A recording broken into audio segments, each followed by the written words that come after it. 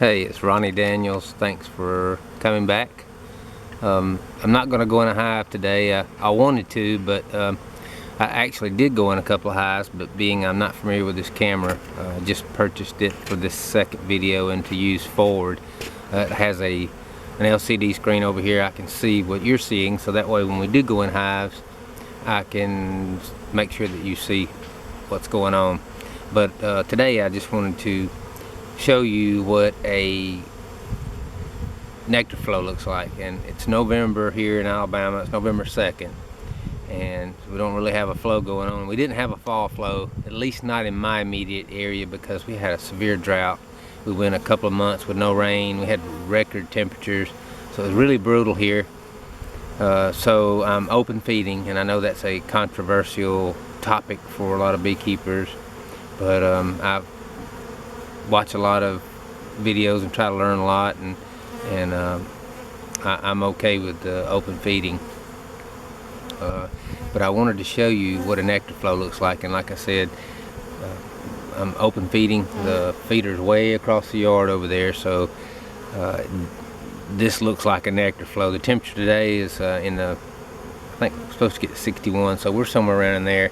So nice day after a very cold night, and this is what it looks like. I'm gonna spin you around and show you, because when I first started keeping bees, I did not know what I could watch in front of the hive, but I didn't know what was going on.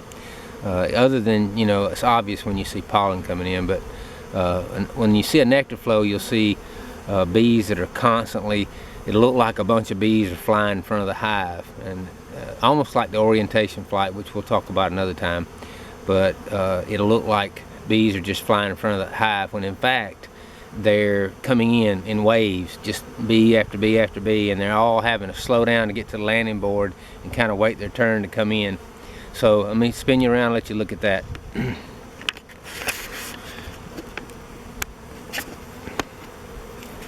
Not sure if you're going to be able to see it real good on the video. I may try a few different angles, but let's see, let me back up and try another hive here. There's my helper today, it's cheap. Alright, this hive has a lot of bees in front of it. Let's see if we can get that angle to show you. I don't know if it's as noticeable as it is to me, but you'll see the waves of bees coming in there, and it looks like they're, especially when there's a lot of them, it'll look like bees are just all flying in front of the hive, when in fact they're coming in waves. Oh, here comes our other helper. That's Kitty.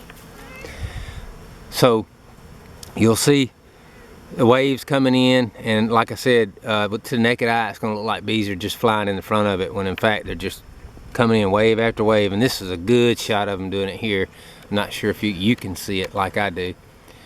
See how it looks like there's just bees flying in front of the hive, but in fact they're just coming in wave after wave.